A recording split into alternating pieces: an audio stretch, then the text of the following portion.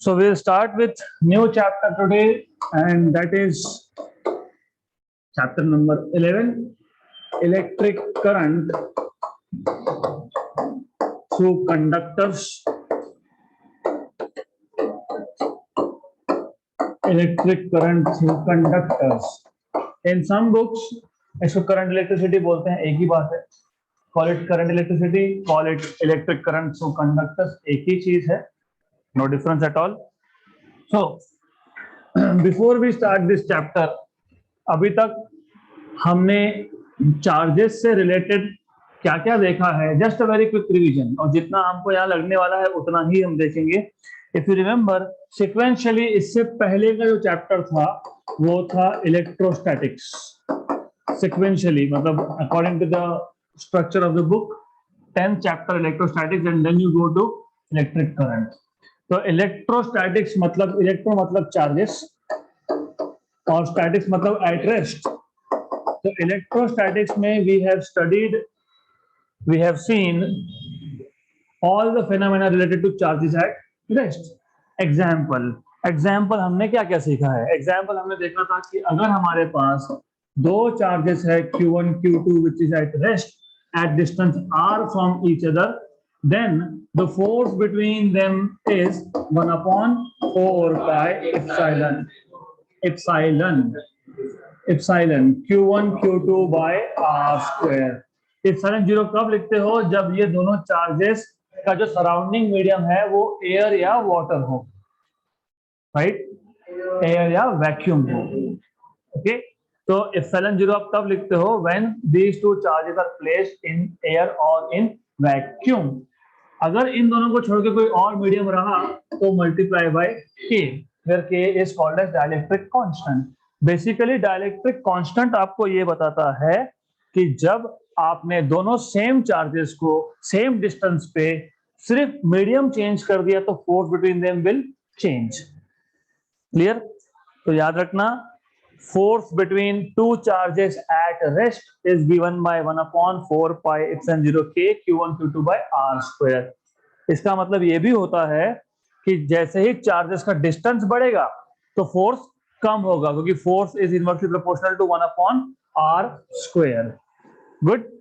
Then हमने ये देखा था यहां पे जब फोर्स की बात होती है, यहां पे क्या कहीं पे भी force never exist in singular form, it is always in pair, action reaction.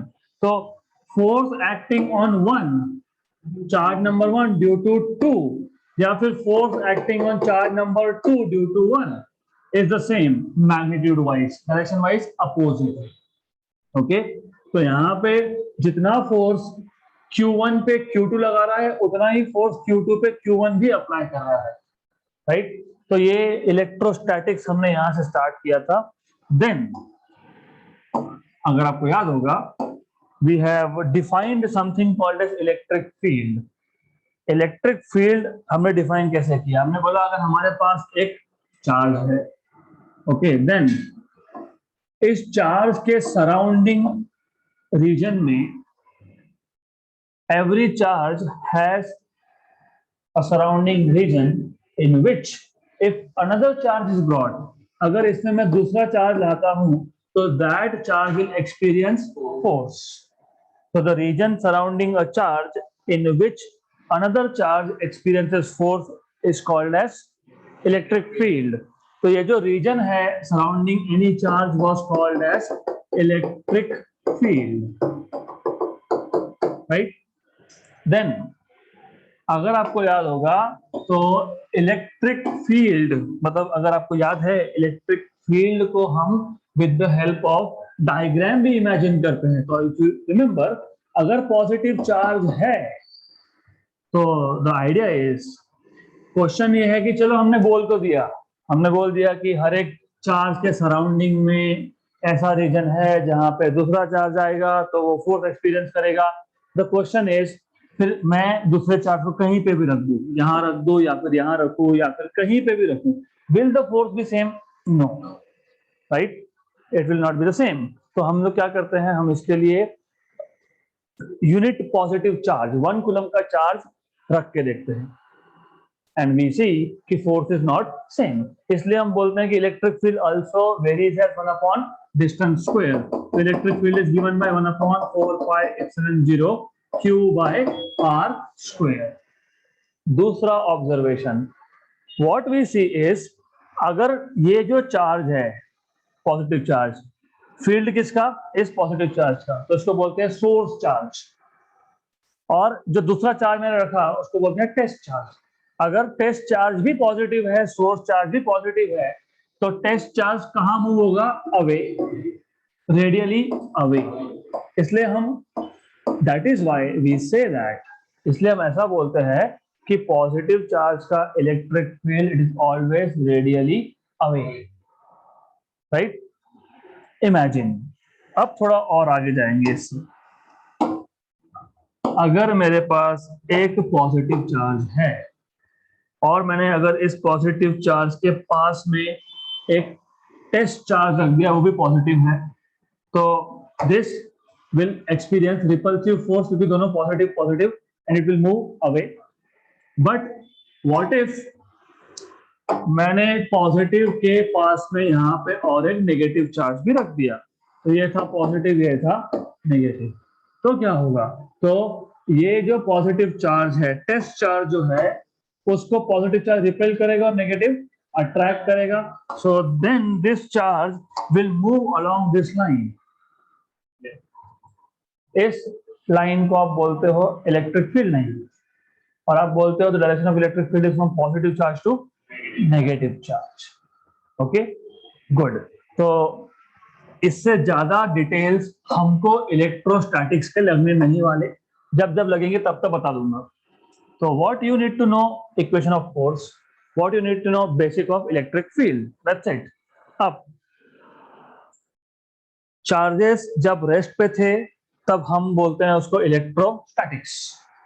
The physics which deals with charges at rest is called as electrostatics. जब चार्ज मूव होंगे, charges in motion, charges in motion, they do two things. When charges move, they produce current, so that the study of charges in motion which deals with current is called as current electricity या फिर electric current through conductors. अब through conductor क्यों, वो बाद में आऊंगा. Okay, we will touch all the basic parts, तो tension मत लो, बेसिक कुछ भी नहीं होगा तो पूरा बेसिक कवर होगा यहाँ पर, डोंट वरी. दूसरा, जब चार्जेस मूव होंगे तो करंट होगा, क्योंकि करंट हम डिफाइन ही वैसे करते हैं, rate of flow of charge, charge flowing per unit time, right. लेकिन एज यू नो कि जब चार्ज रेस्ट पे था तो चार्ज ने सिर्फ इलेक्ट्रिक फील्ड प्रोड्यूस किया था, but when charges move they also produce magnetic field. तो व्हेन चार्जेस मूव, या तो करंट मिलेगा, या तो मतलब मैं ऐसे नहीं बोल रहा हूं कि इफ और, but both things will be there. When charges start moving they also constitute current, and current generates magnetic field. तो charges in motion we will be covering up in 2 to 3 different chapters. उसमें से एक है current electricity. यहाँ पे हम सिर्फ current का बेसिक देखेंगे, we will not talk about magnetic fields, ये नेक्स्ट चैप्टर में. गुड. तो मैग्नेटिक फील्ड इन डिटेल ये अगले चैप्टर में कवर होगा, and in this chapter we will only talk about currents. अब फर्स्ट ऑफ ऑल, अब यहाँ पे इस चैप्टर के ही हेडिंग में लिखा है electric current through conductors. So the question here is electric current through conductors. तो पहले अभी कंडक्टर क्या है, कंडक्टर कौन से मटेरियल से बना है, वो सब देखेंगे. बट इन जनरल मैटर के 3 कैटेगरी होते हैं, सॉलिड्स, लिक्विड्स, गैसेस. एक्चुअली 4 होते हैं. Plasma, but plasma exist at very high temperature. Sun के इनसाइड एक्चुअली 5 होते हैं. Bose-Einstein, very good. But when you talk about physical conditions on Earth, you have only 3. solid, liquid and gases. Plasma is at very high temperature. Bose-Einstein is only in laboratories under special conditions, right? Then अब जब आप solids की बात करते हो तो solids के further 3 categories है. So solids can further be categorized into 3 types. एक है conductors, of course conductors which conduct electricity. हमेशा नहीं, क्योंकि कंडक्टर ऑफ हीट भी हो सकता है, कंडक्टर ऑफ करंट भी हो सकता है. नॉर्मली जो करंट के गुड कंडक्टर है वो हीट के भी गुड कंडक्टर होते हैं. एग्जाम्पल आयन में से करंट पास करो तो पास हो जाएगा. सिमिलरली अगर ion good conductor of heat है, ये आपको वेरीफाई करना है, तो एक आयन का रॉड लो, एक एंड को हीट करो, दूसरा एंड आपके हाथ में रखो, 2-4-5 मिनट में समझ में आ जाएगा. वहां से यहां तक हीट पहुंच गया via conduction, because there are 3 modes of conduction of heat. कौन कौन सा? Radiation, convection and convention and what? ठीक है, will see that later. So there are 3 modes of transfer of heat, वो बाद में देखेंगे. But anyways, so conductors या फिर bad conductors जिसको आप बोलते हो insulators, and then you have semiconductors. तो normally when you think कि basic difference क्या है इसमें, ये सारे के सारे, चाहे वो कंडक्टर हो, चाहे वो सेमीकंडक्टर हो, चाहे वो इंसुलेटर हो, अल्टीमेटली ये आपके जो पीरियोडिक टेबल में एलिमेंट है उसी से कुछ है, और अल्टीमेटली सब किसका एटॉमिक लेवल पे स्ट्रक्चर भी सेम है. हर एक मटेरियल एटम्स या मॉलिक्यूल से बनेगा, और atoms they are made up of nucleus and there are electrons in the orbit, right? Well, basics पता होना चाहिए. You should have very strong basics. अब first of all you should know कि most of the mass of atom comes from nucleus. क्यों? क्योंकि nucleus के अंदर क्या क्या है? Protons and neutrons. और ऑर्बिट्स में देयर आर इलेक्ट्रॉन्स. इवन दो जितने इलेक्ट्रॉन ऑर्बिट में है उतने ही प्रोटॉन न्यूक्लियस में है, लेकिन फिर भी major mass of atom is coming from nucleus. Q. There are 2 reasons. Number 1, mass of proton is very greater than mass of electron. Mass of proton is 1.67 into 10 power minus 27 kg, whereas that of electron is 9.1 into 10 power minus 31 kg. roughly 1800 times ज्यादा है. Mass of proton is 1800 times greater than mass of electron, roughly. This is the number 1 reason. Number 2, neutrons भी है वहां पे, और ऊपर से neutron का mass is equal to proton का मास. सिंपल एग्जांपल, अगर आप हीलियम एटम की बात करते हो तो हीलियम एटम में 2 प्रोटॉन 2 न्यूट्रॉन, मतलब अंदर टोटल 4 प्रोटॉन का मास है और बाहर 2 इलेक्ट्रॉन है. 4 प्रोटॉन का mass is very large compared to mass of 2 electrons.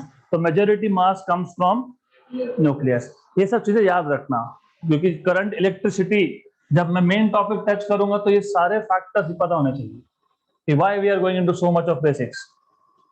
मैं बोल देता हाँ ऐसा है, चलो ठीक है, but you need to understand कि व्हाई. तो you need to know everything. अब चाहे वो कंडक्टर हो, चाहे सेमीकंडक्टर हो, चाहे इंसुलेटर हो, अल्टीमेटली तो this is the picture, nucleus and there are electrons. ऐसा क्यों कि कोई मटेरियल कंडक्ट करेगा, कोई नहीं करेगा. तो do you know which elements normally conduct electricity? Metals. Why metals? Why are those metals so special that they're conducting? They have free electron is not exactly what you want to say. You are trying to say they are capable of losing electron, or electrons are capable of freeing themselves. तो जब जिस element में 3, 2 या 1 whenever you have 1 or 2 or 3 electrons in the last shell, last orbit को बोलते हैं valence orbit. तो जिस एटम में लास्ट ऑर्बिट में वैलेंस ऑर्बिट में एक या दो या तीन इलेक्ट्रॉन्स होंगे, only those can conduct. Why? Because you see, मैंने इस चैप्टर का शुरुआत आपको इलेक्ट्रोस्टैटिक फोर्स बता के किया था। There was reason behind it, क्योंकि you know electrons are negatively charge, nucleus is positively charge. तो नेगेटिव और पॉजिटिव चार्ज में होता है अट्रैक्शन। अब अगर एक एटम में लास्ट शेल में 3 इलेक्ट्रॉन्स है, तो these electrons are far away from nucleus. वो न्यूक्लियस से बहुत दूर है। डिस्टेंस बढ़ेगा तो फोर्स कम होगा, मतलब फोर्स ऑफ अट्रैक्शन कम होगा। So whenever you have 1 or 2 or 3 electrons in the outermost orbit, these electrons are far away from the nucleus and hence they are loosely bound. Loosely bound मतलब थोड़ा भी energy मिल गया तो free हो गए। And you know कि हम जो वायर्स यूज करते हैं, my class is full of wire, हर जगह पे वायर दिखेगा आपको, राइट?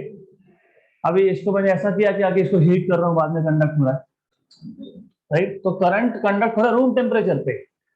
इसका मतलब ये जो लास्ट शेल के इलेक्ट्रॉन्स है, इसको इतना कम एनर्जी लगता है कि जो सराउंडिंग में रूम टेम्परेचर का जो हीट है, रूम टेम्परेचर से कम पे भी जो हीट है, उतना सा हीट ये लेके फ्री हो जाता है। So even in real life practical situation, surrounding में जितना भी हीट है, that much is sufficient to free this electron.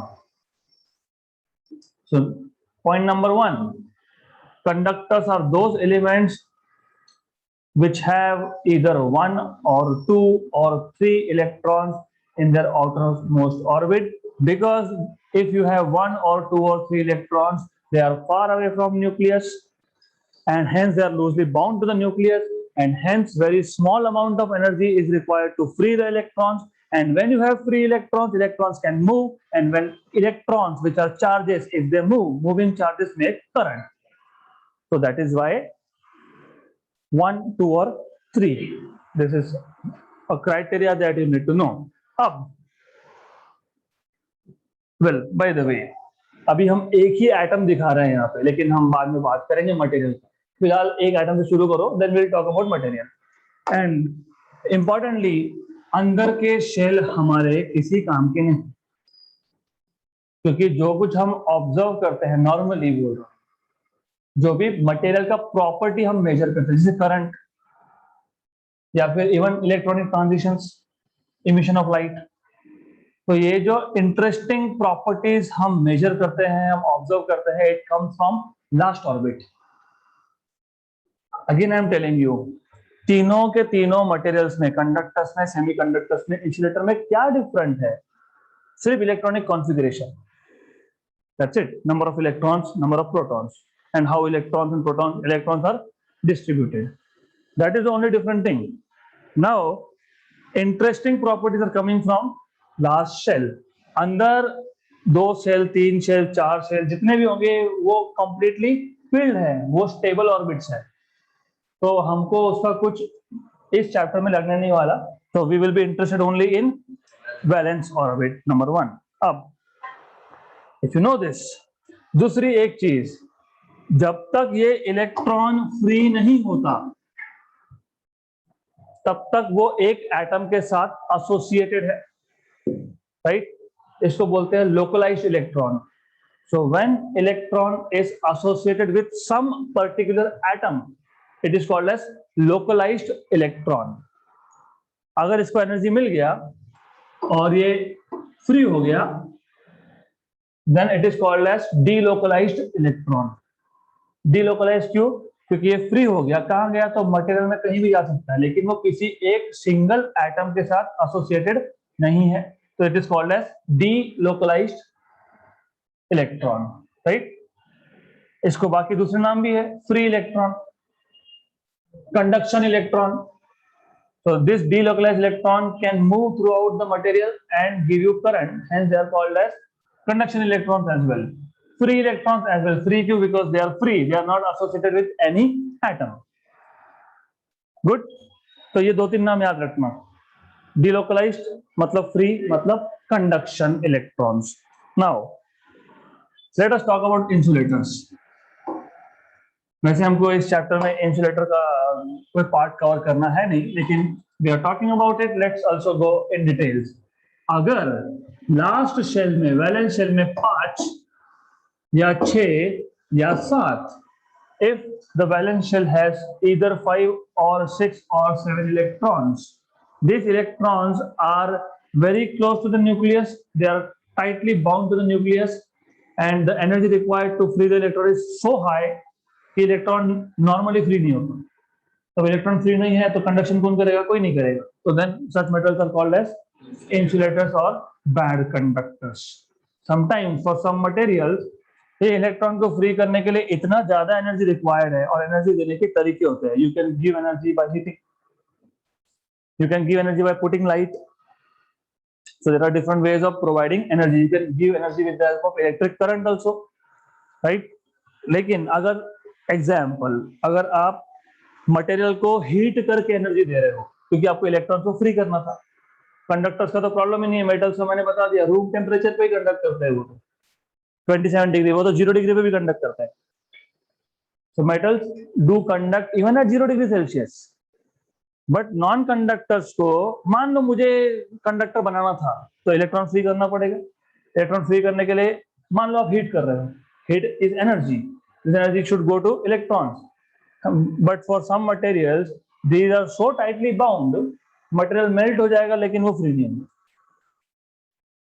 Okay, so that is why, because you don't have free electrons, insulators do not conduct.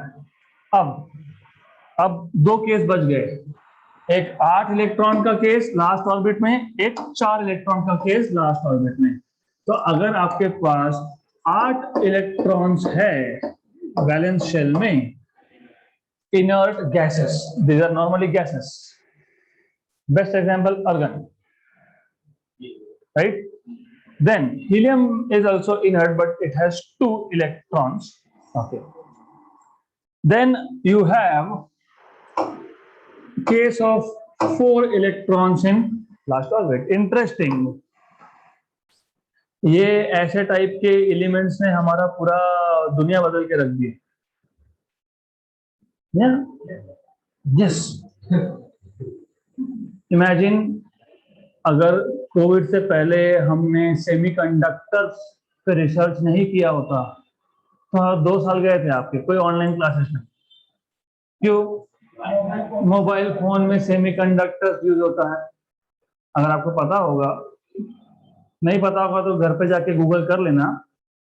जो पहला computer बनाया था ना, 32 MB, GB नहीं, MB, 32 MB का रैम था उसमें, नॉट जीबी, 32 MB का रैम.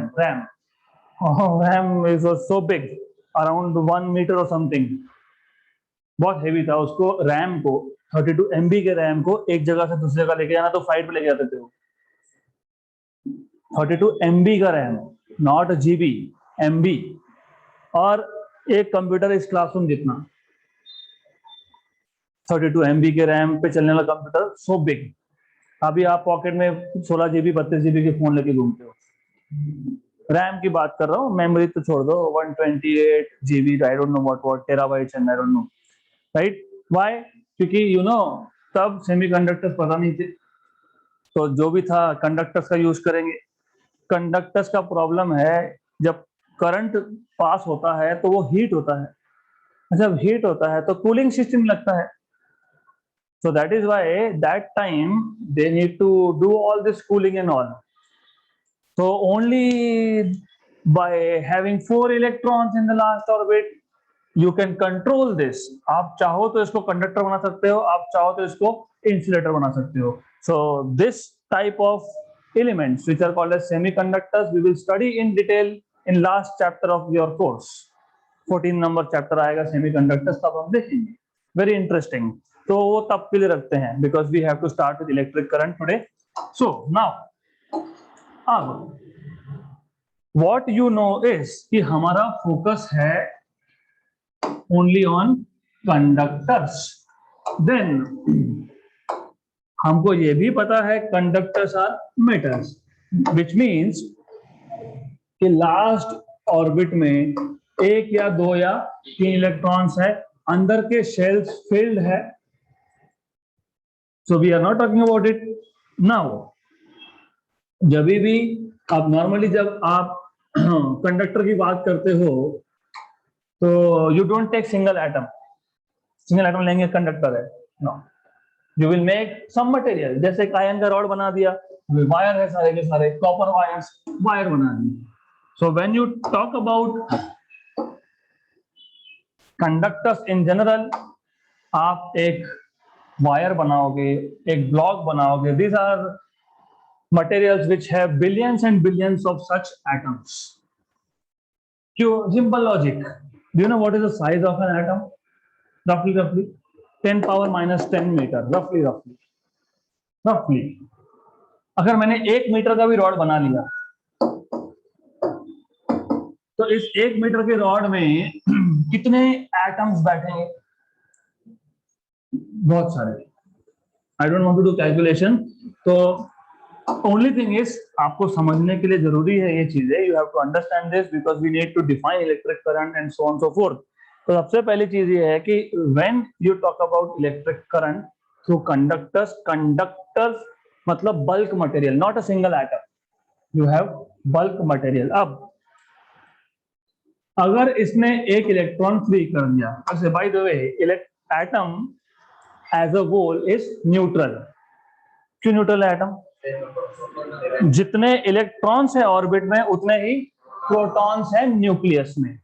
मतलब negative charge is equal to positive charge. अगर एक नेगेटिव चार्ज चले गया तो अभी डोमिनेट कौन कर रहा है यहाँ पे? पॉजिटिव. इसको आप बोलते हैं पॉजिटिव आयन, कटायन, राइट? क्योंकि एक नेगेटिव चार्ज चले गया तो अभी ज्यादा चार्ज कौन सा है? Positive. It is called as positive ion, right? Remember, whenever I will use in future this word positive ion, ये मत भूलना कि इस पॉजिटिव आयन में न्यूक्लियस है. न्यूक्लियस में प्रोटॉन्स और न्यूट्रॉन्स है which are very heavy compare to electrons, right? Do not forget this. Why? Because imagine हमने एक मटेरियल बना दिया, एक कंडक्टर बना दिया, और इस कंडक्टर में we have so many ions, ये सारे के सारे ions, and there are free electrons. अगर एक एटम ने एक इलेक्ट्रॉन भी फ्री कर दिया तो there are so many free electrons. So there are free electrons. क्योंकि कंडक्शन के लिए फ्री इलेक्ट्रॉन तो चाहिए, राइट? और this electrons are delocalized, these are free, these are conduction electrons. तो ये आपके पास जो रेड डॉट्स मैंने बताया, red circle, these are nothing but positive ions, मतलब कटायंस. ठीक है, पॉजिटिव आयंस. जैसे मैंने आपको बताया कि रूम टेम्परेचर पे हीट है तो इलेक्ट्रॉन्स फ्री हो गए and this electrons can move anywhere. उसका मोशन बाद में देखेंगे, but they can move anywhere. फिर क्वेश्चन ये आता है कि अरे इलेक्ट्रॉन मूव हो सकता है तो फिर आयन भी नहीं मूव हो सकता. आयन भी मूव होना चाहिए ना, आयन के पास भी एनर्जी है. क्योंकि आयन हो या इलेक्ट्रॉन हो, वो एक रॉड में है और रॉड कहाँ रखा है? सराउंडिंग में. तो हीट अगर रॉड को मिल रहा है तो दोनों को ही मिल रहा है. That is why this is very heavy. So this is very heavy, मतलब they cannot move from one point to another, but they can vibrate at their position. ये heavy है तो एक जगह से दूसरी जगह तो नहीं जा सकते, but they can vibrate at their own position. This is important. Electrons are very light, so they can move. Good. तो पहले इतना पता होना चाहिए. So point by point we will note down. So far we have started with introduction of this chapter, or we will not write down much in introduction. हमको ज्यादा यहाँ पे introduction में लिखना नहीं है. Only thing is you need to know when a bulk material is formed. Basically bulk material made up of metal is formed. In that case, you have large number of delocalized electrons, which are free electrons, and these free electrons will contribute to the current. They will constitute current. Okay, so when a bulk material is formed, of course, of metals, then there are large number of delocalized electrons. delocalized मतलब free और conduction electrons.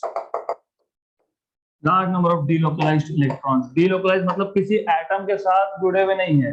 they are free to move throughout the material. Air में नहीं जाएगा वो. they will move throughout material. Air में कब जाएगा, free कब होगा, सरफेस से फ्री कब होगा, वो 12th में देखेंगे. इलेक्ट्रॉन आप एक मटेरियल से अलग करवा सकते हो, वो 12th में. फिलहाल वो मटेरियल के अंदर ही है, सिर्फ एटम के साथ नहीं है वो. Okay, so what we have written is, ठीक है, delocalized इलेक्ट्रॉन बहुत सारे हैं. So these delocalized electrons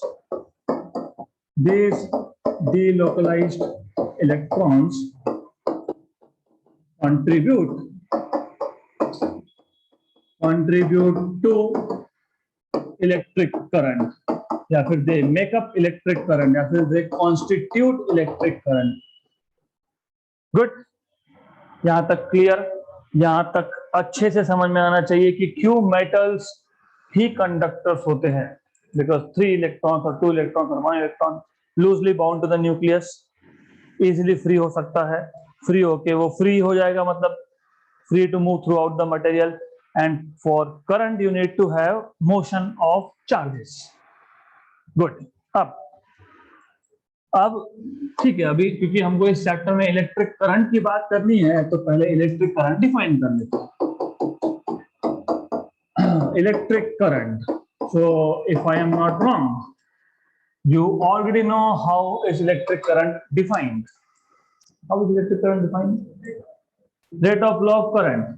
Done. Rate of flow of current is current. Rate of flow of charge is current. Okay.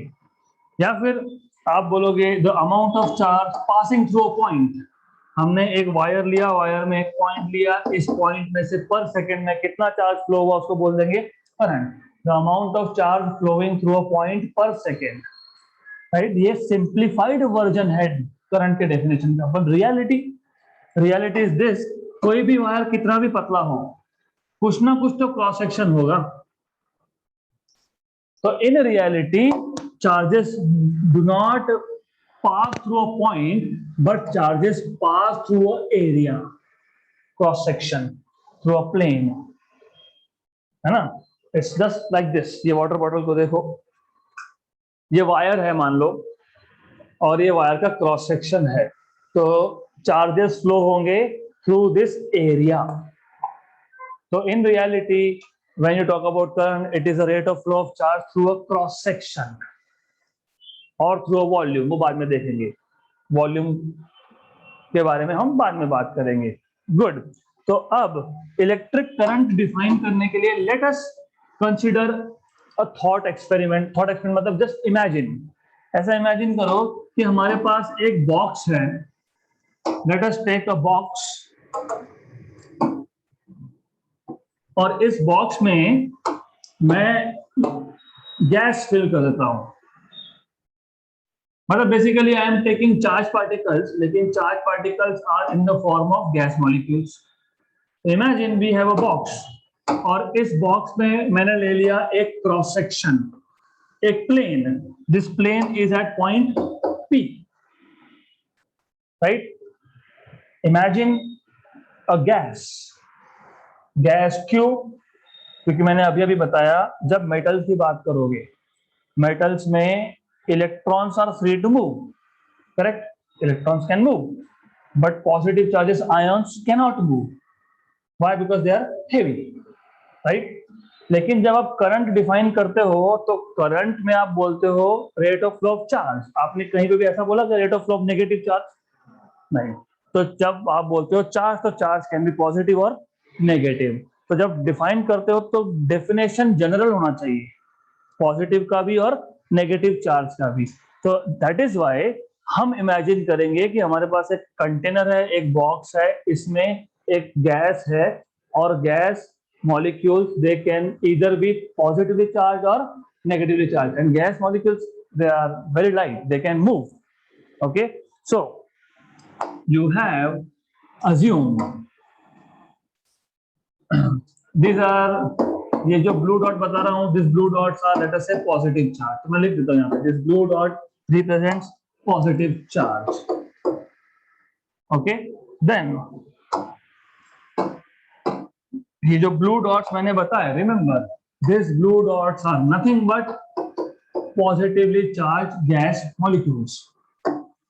So let us show some green dots, and these green dots represent negatively charged gas molecules. So you have here negatively charged gas molecules. Okay. अब ऐसा है कि this molecules of gas कहाँ रखोगे? कहीं तो यहीं पे नॉर्मल कंडीशन पे रखोगे। नॉर्मल कंडीशन मतलब सराउंडिंग में हीट होगा, सराउंडिंग में हीट होगा मतलब इनके पास एनर्जी होगा। अब एनर्जी होगा तो वो एक जगह पे बैठेंगे नहीं, they will keep moving, right. मान लो total positive charge crossing this plane, ये प्लेन है, आपको ऐसा दिख रहा है कि ये लाइन है, लाइन नहीं है, because I am drawing it on this board, इसके लिए लाइन दिख रहा है। इमेजिन ये था वायर, इसमें मैं ले रहा हूं प्लेन। आप एक वायर को एक फेस से देख रहे हो तो आपको क्या दिख रहा है? Just square type of surface. वैसे ही जब आप प्लेन को देख रहे हो एक साइड से तो आपको क्या दिख रहा है? स्ट्रेट लाइन, बट रियलिटी क्या है? वो प्लेन है। So it is just like this, ऐसा है वो, ऐसा, करेक्ट, राइट। तो टोटल गैस मॉलिक्यूल्स कौन से? Positive, positively charged gas molecules crossing this plane from left to right. मैं लेफ्ट टू राइट बार बार नहीं बोल सकता, तो मैं बोल दूंगा फॉरवर्ड डायरेक्शन। इसको बोल दूंगा, ये कौन सा डायरेक्शन है? फॉरवर्ड, और इसका उल्टा backward. So let us say total positive charge crossing this plane P in forward direction, मतलब यहां से ऐसे आ गए, क्रॉस किया ना, crossing is Q plus. Q plus मैं क्यों बोल रहा हूं? सिंपल रीजन, पॉजिटिव चार्ज है इसलिए प्लस। प्लेन को किसने क्रॉस किया? पॉजिटिव चार्ज ने, इसके लिए Q प्लस। ऐसा भी हो सकता है कि नेगेटिव चार्ज क्रॉस करे, तो total negative charge crossing this plane P in forward direction. हम बैकवर्ड डायरेक्शन की बात नहीं कर रहे, इस Q माइनस, इसको मैं बोल दूंगा Q माइनस, करेक्ट। तो what is the net charge flowing through plane? नहीं, वो जीरो कब होगा? जब ये दोनों इक्वल हो गए। इमेजिन, थोड़ा इसके लिए मैं बोलता हूँ इमेजिनेशन बढ़ाओ। 10 कूलम का पॉजिटिव चार्ज क्रॉस किया और -2 का नेगेटिव चार्ज क्रॉस किया, तो नेट कितना? 8। तो what is the net charge crossing this plane in forward direction? Is -Q minus. 10 coulomb का पॉजिटिव, 2 कूलम का नेगेटिव, राइट, प्लस, लेकिन Q माइनस, ये माइनस है इसलिए माइनस लिखा। माइनस करोगे ना ultimately Q plus is total positive charge, Q minus is total negative. आपके अकॉर्डिंग बिल्कुल सही है, ये प्लस है, करेक्ट है। लो अब ठीक, सही। अब तो मैंने इसको क्या लिखा directly? Q plus minus Q minus. अब ठीक है, same, one and the same thing. Okay, good.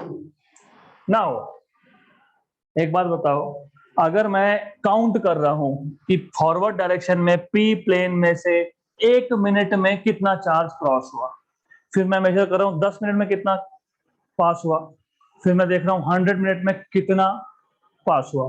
तो 1 मिनट में, 10 मिनट में, 100 मिनट में same amount of charge cross होगा क्या? नहीं, जितना ज्यादा टाइम उतना ज्यादा charge.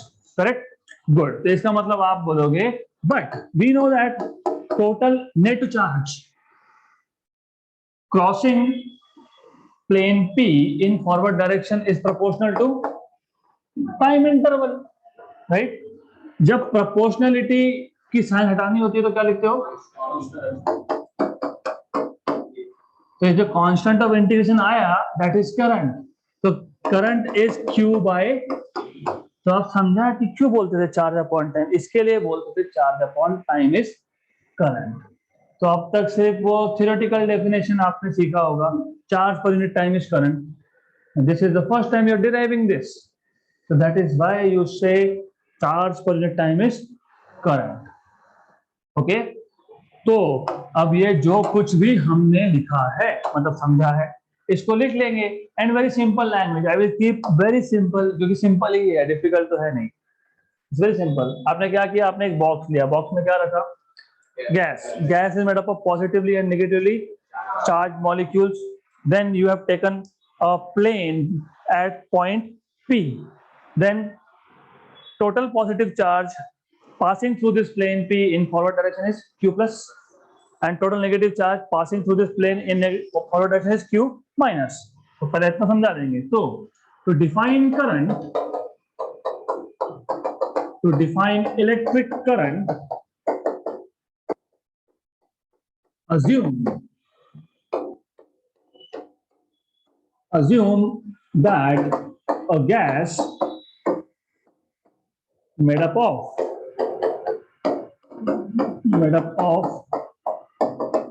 positively and negatively charged molecules,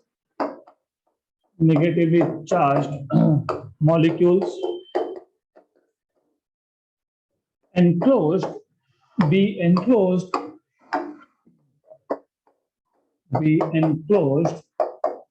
in a container. Then assume a cross section of the container, a cross section P of the container as shown in figure.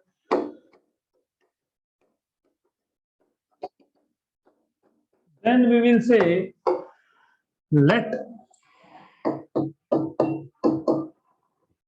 Q plus be the total positive charge passing through P in forward direction. And you can also say let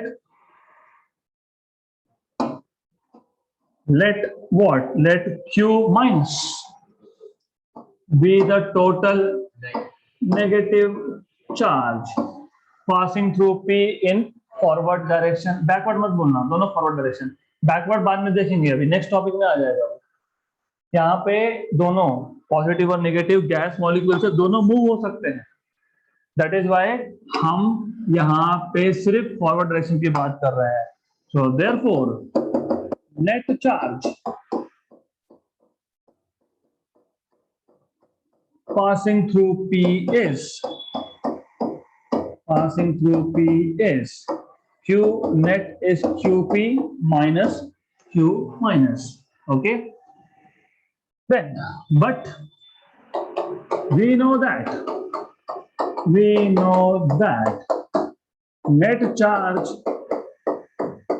Q is directly proportional to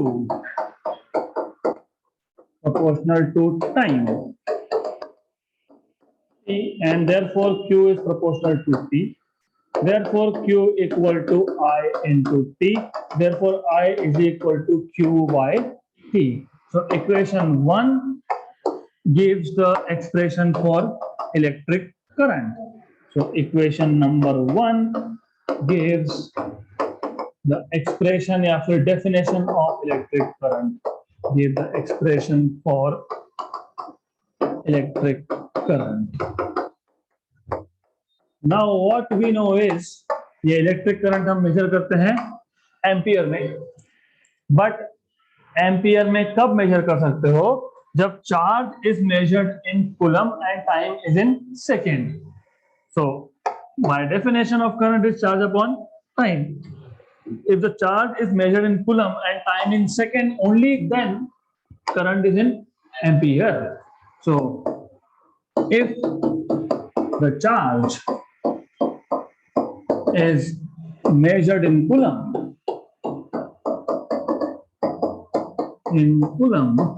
and time in second,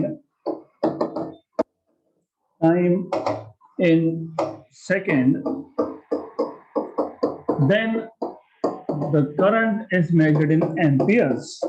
Then the current is measured in amperes. Ampere, basically. Good. So is this clear? How do you define electric current? Okay. Good. Now, we will shift our gears. अभी हम ये gas की बात नहीं करेंगे, अब हम real life पे आ जाएंगे. रियल लाइफ में कंडक्टर्स. तो आज मैं सिर्फ ड्रिफ्ट वेलोसिटी इंट्रोड्यूस करके देता हूँ, and then we will talk about in detail in the next session. Now we have to define something called as drift speed. Drift speed अगर आपको समझना है तो सबसे पहले कंडक्टर के अंदर हो क्या रहा है वो देखो. So first of all, you have this conductor. You have free electrons in this conductor. Okay? आपको ऑलरेडी पता है free electrons are free. They can move. अभी तक हमने कोई सेल, कोई बैटरी, कोई पोटेंशियल डिफरेंस, कोई इलेक्ट्रिक फील्ड यहां पे अप्लाई नहीं किया है, राइट? लेकिन रूम टेम्परेचर पे इलेक्ट्रॉन के पास एनर्जी है और इलेक्ट्रॉन्स कैन मूव. लेकिन प्रॉब्लम क्या है कि in the absence of battery, in the absence of electric field, this electrons are moving randomly. कोई कहां पे भी मूव हो रहा है. Any electron is going anywhere. तो कोई इलेक्ट्रॉन यहां जाएगा, कोई इलेक्ट्रॉन कहां जाएगा, कहीं कहीं पे भी जाएगा. So there is no sense of direction. Some electron is going here, other is going here, here. There is no sense of direction. Random motion, right? Wait a minute. According to your definition of current, आपने क्या बोला था? Current is charge per unit time. Electron charge है, yes. Flow हो रहा है, yes. तो current होना चाहिए, यस. तो मुझे बताओ कि जब आप आयरन रॉड को हाथ में पकड़ते हो, करंट लगता है कि आपको? तो क्यों नहीं लगता? Specific direction. हियर वी गो.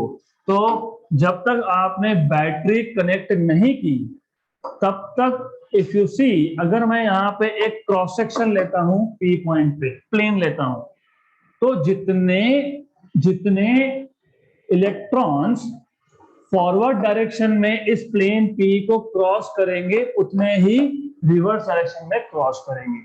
ऐसा क्यों? क्योंकि रैंडम मोशन है. रैंडम मोशन में चीजें कंप्लीटली रैंडम होती है. तो when there is random motion, equal number of charges go from left to right and right to left. Cancellation of, मतलब नेट चार्ज इस प्लेन में से नेट चार्ज जीरो. जितना गया उतना वापस आ गया.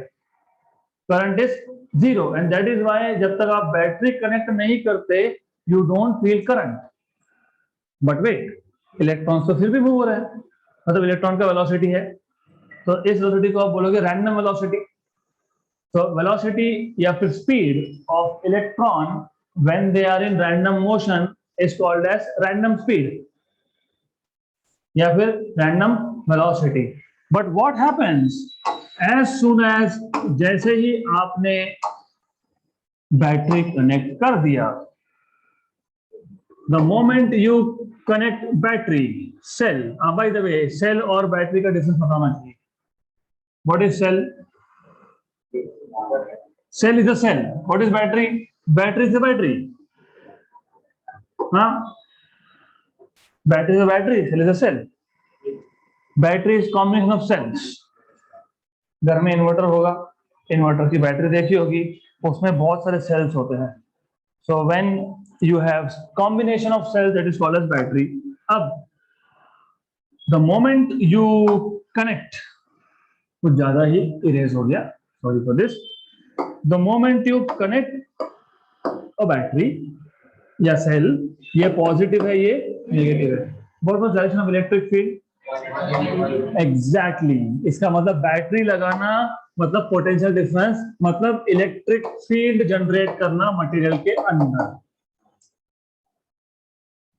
ओके, अब जैसे ही आपने बैटरी लगाया मतलब आपने इलेक्ट्रिक फील्ड लगा दिया, मतलब you have generated electric field inside the conductor. कौन मूव होगा? इलेक्ट्रॉन्स. इलेक्ट्रॉन्स कहां से कहां जाएंगे? Negative to positive. The moment you connect battery, all the electrons, they start moving in the same direction. So all these electrons are drifting. तो ये जो direction, एक पर्टिकुलर डायरेक्शन ऑफ मोशन होता है, उसको बोलते हैं ड्रिफ्ट मोशन. पहले क्या था? रैंडम था. So when all the electrons have same direction of motion, that motion is called as drift motion. And the velocity of electrons in this case is called as drift velocity, which is also called as drift speed. तो drift ये word कब use होगा?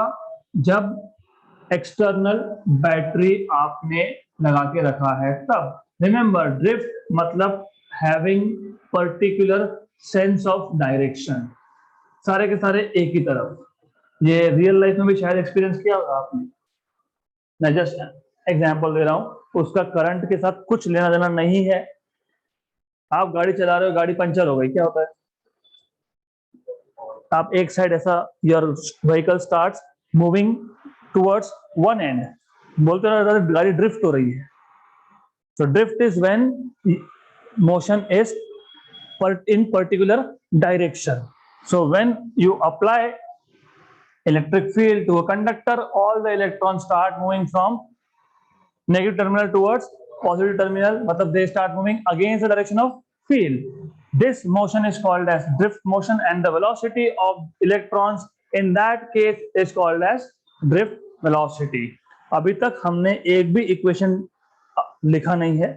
So in the next session ये drift speed का हम equation बनाएंगे, mathematical equation बनाएंगे, and we will solve some numericals also. So that's it for today.